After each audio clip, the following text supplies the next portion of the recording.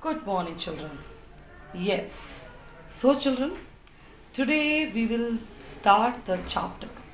In this video, you are getting the very interesting and innovative thing, the memory map for the chapter solution. Easily मैं बताऊं आपको तो क्या solution chapter को एक बार में पूरा बोर्ड कंटेंट के अकॉर्डिंग कैसे प्रिपेयर किया जाता है आपको इस वीडियो में मिल जाएगा. और go through this video, watch this video, subscribe the channel and complete your chapter according to your board pattern. God bless you. Okay. Yes, children, just see in this video what you are able to see the memory map. Okay, memory map of solution. ये chapter मैंने आपको already पढ़ाया हुआ है. अगर आपको पता हो ये चैप्टर आपने पढ़ा हुआ है, उसकी वीडियोस यूट्यूब पर आप केमिस्ट्री पॉइंट पर डली हुई है पार्ट वाइज. बट आज मैं इस वीडियो में, जैसा मैंने आपको इंट्रोडक्शन दिया कि मैं आपको पूरा एक चैप्टर समरी के फॉर्म में मेमोरी मैप के साथ रिव्यू कराकर रिवाइज कराऊंगी. इस वीडियो के माध्यम से आप इजीली इस चैप्टर का रिवीजन कर पाओगे और इसकी प्रिपरेशन कर पाओगे. अच्छा, कैसे कर पाओगे मैं आपको वो भी बताती हूँ. चलिए, सबसे इम्पोर्टेंट चीज़ है मेमोरी मैप जो सोल्यूशन का है. इस चैप्टर को 3 कैटेगरी में हम पढ़ेंगे. पहली कैटेगरी आपकी आती है इंट्रोडक्शन, दूसरी कैटेगरी आती है कॉन्सेंट्रेशन, तीसरी आती है कॉलिगेटिव प्रॉपर्टीज.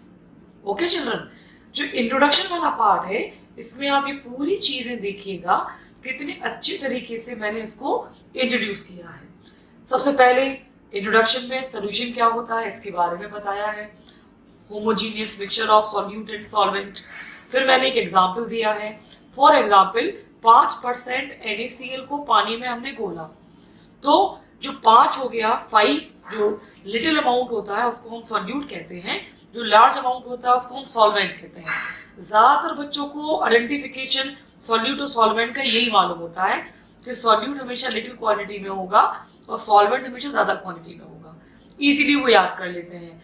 तो यहाँ पर 5 हो गया आपका सॉल्यूट और रेस्ट हो गया आपका सॉल्वेंट. लेकिन इस वीडियो में मैं आपको एक और वे बता रही हूँ, how you are able to find out the another way to solute and solvent. जैसा कि आप देख रहे हैं मैंने इसमें लिखा है शुगर और क्या लिखा है वाटर. ओके, शुगर को पानी में मिलाया तो क्या बन गया, शुगर सोल्यूशन बन गया. जब ये सोल्यूशन तैयार हुआ तो इस सोल्यूशन का किस स्टेट को अपीयर किया इसने, क्योंकि जो शुगर आपका था वो था सॉलिड में, पानी जो था वाटर वो था लिक्विड में. लेकिन जब सोल्यूशन तैयार हुआ तो वो आपका हुआ लिक्विड स्टेट में. एग्जैक्टली मतलब शुगर सोल्यूशन ने वाटर की फिजिकल स्टेट को अपीयर किया. तो इसके अकॉर्डिंग भी आप सॉल्यूट और सॉल्वेंट डिसाइड कर सकते हो. तो यहाँ पर सॉल्यूट क्या हो गया शुगर, सॉल्वेंट क्या हो गया आपका पानी. लास्ट कंटेंट इस इंट्रोडक्शन वीडियो इस फॉर्मेट में आपको क्या मिलेगा, सॉल्युबिलिटी. जब भी आप सॉल्यूट को सॉल्वेंट में डालोगे तो ऑब्वियसली वो रिलेट कर जाएगा उसके घुलने की प्रवृत्ति पर, और घुलने की जो प्रवृत्ति कहलाती है उसको हम सॉल्युबिलिटी कहते हैं. मतलब fixed amount of solute dissolve at 25 degree C in 100 gram of water और सॉल्वेंट. जब 100 ग्राम ऑफ सॉल्वेंट में कोई फिक्स्ड अमाउंट सॉल्यूट का घुलता है 25 डिग्री C पर तो उसको हम सॉल्युबिलिटी कहते हैं. इस चैप्टर में solubility of solid, solubility of liquid, solubility of gases, बहुत सारी बातें करी गई हैं. लेकिन आपको फिल्टर्ड वे में फोकस करना है हेनरी लॉ के ऊपर.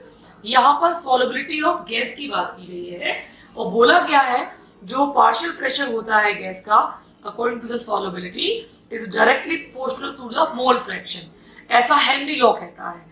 और जब इस कांस्टेंट को हम हटाते हैं साइन को तो KH आता है जिसको हेनरी कांस्टेंट कहते हैं.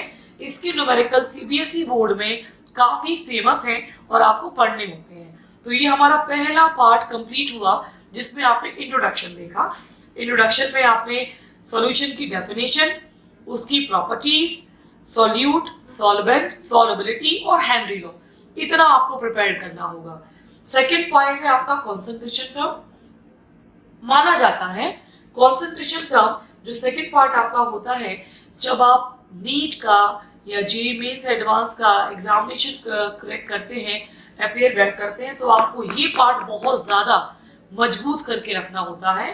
कॉन्सेंट्रेशन टर्म को दो पार्ट में स्टडी कराते हैं हम, एक होता है वॉल्यूम रिलेटेड, एक होता है मास रिलेटेड। वॉल्यूम रिलेटेड वो प्रॉपर्टीज होंगी जो वॉल्यूम से रिलेटेड रखेंगी, वॉल्यूम से उनका रिलेशन होगा। मास रिलेटेड वो प्रॉपर्टी होंगी जो कि मास पर डिपेंड करेंगी, जैसे कि कैपिटल एम जिसको हम बोलते हैं मोलरिटी। देखिए मैंने साफ यहाँ नीचे लिखा हुआ है, मोलरिटी का formula weight upon molecular weight divide by volume in litre. Weight upon molecular weight को हम नंबर ऑफ मोल्स कहते हैं, तो number of moles divide by volume in litre. ठीक है, वेट बाय वॉल्यूम परसेंटेज जब आप निकालोगे तब भी आपको वॉल्यूम से रिलेशन रखना पड़ेगा।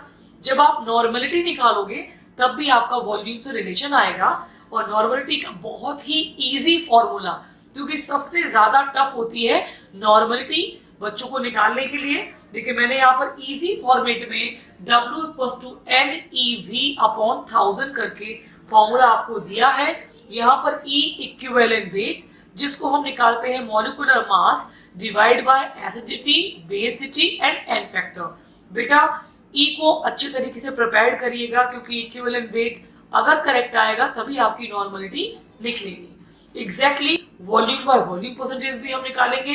तो ये चारों प्रॉपर्टीज वॉल्यूम से रिलेट कर रही हैं, आप देख सकते हो। यहाँ हमने मोलरिटी का फॉर्मूला क्लियरली लिखा हुआ है, नॉर्मलिटी का फॉर्मूला W=NeV/1000 क्लियरली लिखा हुआ है। अब आते हैं मास रिलेटेड प्रॉपर्टीज पे। देखिए जो मास रिलेटेड प्रॉपर्टीज होती हैं इनको हम कैसे कहते हैं, ये मास से रिलेट करेंगे। जैसे कि हम आपको बोलेंगे स्मॉल m, जिसको मोलरिटी कहते हैं, weight upon molecular weight divide by mass of solvent in kg। ये लिखा हुआ है मैंने मोलरिटी का बिल्कुल क्लियर फॉर्मूला। और मोलरिटी हम कैसे निकालेंगे, वही number of moles weight upon molecular weight divide by mass. बस यहाँ आपको मास लेना होगा, और मोलरिटी में हम क्या लेते थे, कैपिटल एम में वॉल्यूम लेते थे इन kg में। इसके बाद मोल फ्रैक्शन जब आप निकालते हो तब भी आपको मास का रिलेशन चाहिए। ठीक है, मोल फ्रैक्शन निकालने के लिए आपको मोल्स निकालने होंगे कंपोनेंट के, और जिसका भी मोल फ्रैक्शन निकालना होता है उसको ऊपर रख देते हैं और नीचे रखते हैं total number of moles. Weight by weight percentage भी मास रिलेटेड में आ जाएगा।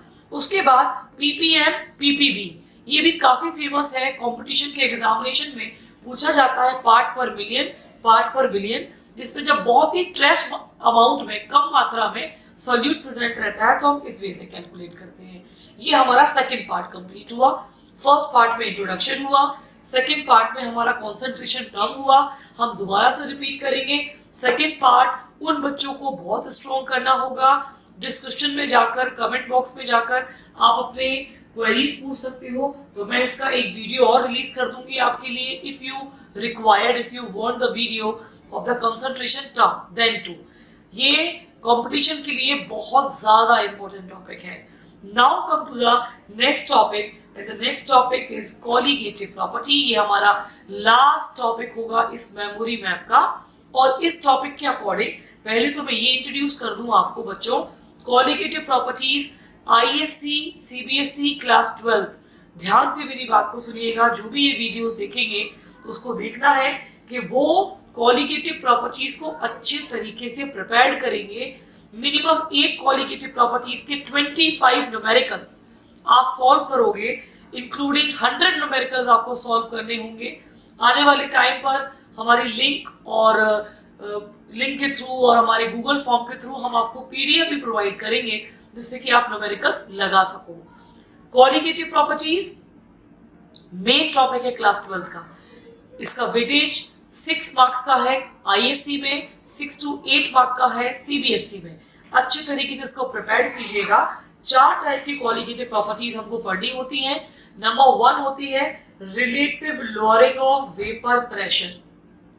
Okay, relative lowering of vapour pressure को पढ़ने से पहले हम राउट्स लॉ को पढ़ाते हैं। वो राउट्स लॉ जो कि वेपर प्रेशर से रिलेट करता है उसको हम स्टडी करवाते हैं, बट आज हम इसको फिल्टर्ड फॉर्म में स्टडी कर रहे हैं, तो सिर्फ कॉलीगेटिव प्रॉपर्टीज की बात करेंगे।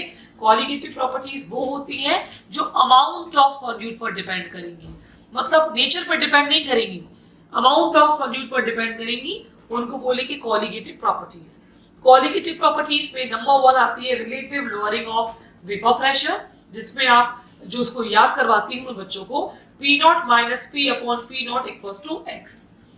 जो आपका ये P नॉट है, ये है आपका वेपर प्रेशर ऑफ सॉल्वेंट, और जो P है ये है आपका वेपर प्रेशर ऑफ सॉल्यूशन, और X है आपका mole fraction of non volatile solute, क्योंकि ये प्रॉपर्टी नॉन वोलेटाइल सॉल्यूट के लिए इंप्लीमेंटेड होगी। तो इस फॉर्मूले को लगाकर इजीली आप निकालोगे relative lowering of vapour pressure, first colligative property.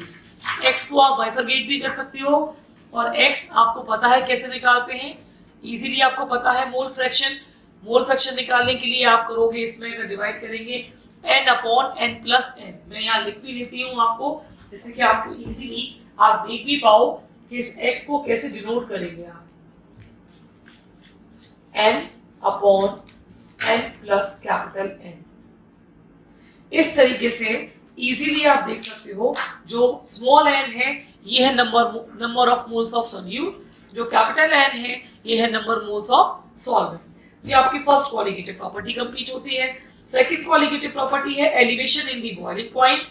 ऐसा बोलते हैं, आपको पता होगा, जब भी सॉल्यूट की मात्रा को हम बढ़ाते हैं या नॉन वोलेटाइल सॉल्यूट को ऐड करते हैं सॉल्वेंट में, तो बॉइलिंग पॉइंट हमेशा इंक्रीज करता है और फ्रीजिंग पॉइंट हमेशा डिक्रीज करता है। आप घर पर करके भी देख सकते हो एक्टिविटी, बहुत इजी एक्टिविटी जाएगी ये वाली आपकी। घर पर आपको कुछ नहीं करना होगा, 3 आपको ग्लासेस लेने होंगे, एक ग्लास में डिस्टिल्ड वाटर, एक ग्लास में आपको लेना होगा टैप वाटर जो आप पीते हो, और एक ग्लास में आपको वाटर लेकर उसमें खूब ढेर सारा सॉल्ट डालना होगा। उसको आप बॉईल करके देखिएगा तो आपको पता चलेगा कि डिस्टिल्ड वाटर का boiling point sharp 100 degree C होगा, लेकिन जो शुगर एडेड वाटर है या सॉल्ट एडेड वाटर है उसका बॉइलिंग पॉइंट इंक्रीज हो जाता है। बिल्कुल जैसे बॉइलिंग पॉइंट इंक्रीज होता है, बिल्कुल उसी तरीके से फ्रीजिंग पॉइंट आपका डिक्रीज करता है। इसीलिए इस प्रॉपर्टी का नाम है elevation in the boiling point, इस प्रॉपर्टी का नाम है depression in the freezing point. Elevation in the boiling point में बोला जाता है elevation in the boiling point directly proportional to the m। अब ये m क्या है? m यहाँ है मोलालिटी, स्मॉल m, ठीक है। और जब प्रोपोर्शनल के साइन आते हैं तो एक कांस्टेंट आता है जिसको हम एलिवेशन कांस्टेंट Kb कहते हैं। अब molar mass non volatile solute को निकालने का एक बड़ा ही इजी फॉर्मूला इसमें मैंने दिया है, बड़ा ही पॉपुलर है बोर्ड में। Capital M equals to small w into 1000 into Kb divide by capital W into delta Tb। जो स्मॉल w है वो है वेट ऑफ सॉल्यूट, जो कैपिटल W है वो है वेट ऑफ सॉल्वेंट, और जो M पूछ रहे हैं यहाँ पर वो सॉल्यूट का पूछ रहे हैं। बाकी delta Tb elevation in the boiling point है और Kb एलिवेशन कांस्टेंट है। बिल्कुल जैसे आपने elevation in the boiling point पढ़ा है, बिल्कुल वैसे ही आपका depression in the freezing point रहेगा। सेम इसमें भी delta Tf depression in the freezing point directly proportional to the molality, जिसमें कांस्टेंट निकल के आएगा Kf, और वो Kf क्या कहलाएगा बच्चों? You know that depression constant, एक और नाम इसका फेमस है क्रायोस्कोपिक कांस्टेंट, और इसका भी मोलर मास निकालने का फॉर्मूला ऊपर की तरह बिल्कुल सेम रहेगा। Kf की जगह बस Kb की जगह आपको Kf याद रखना होगा।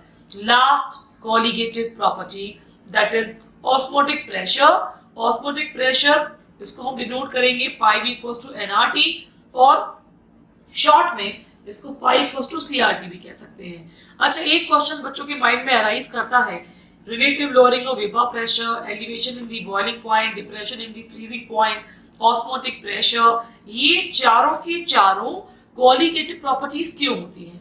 तो मैं आपको बता दूं, ये चारों के चारों कहीं ना कहीं नंबर ऑफ मोल्स और अमाउंट पर डिपेंड कर रही हैं, इसीलिए इनको कॉलिगेटिव प्रॉपर्टी में रखा गया है।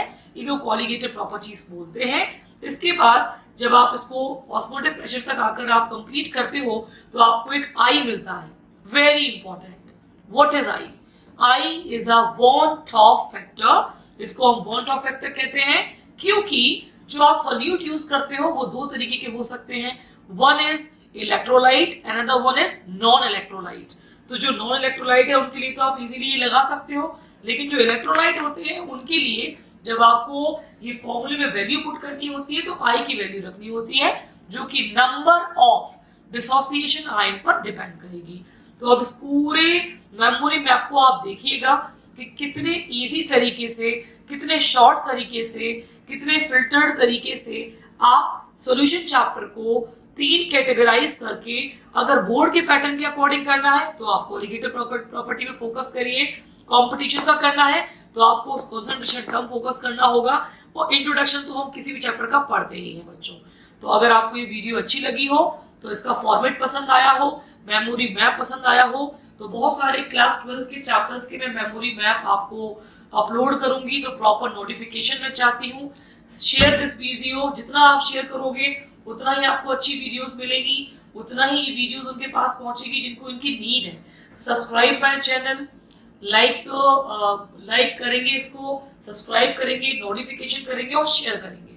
इसके बाद कमेंट बॉक्स में जब आप जाएंगे डिस्क्रिप्शन पे, तो आपको ऑनलाइन प्लेटफॉर्म के लिए, ऑनलाइन लाइव क्लासेस के लिए भी एक लिंक मिलेगी, जिसको आप फिल करके हमारी लाइव क्लासेस भी ले सकते हो, जिसका फ्री चार्ज है।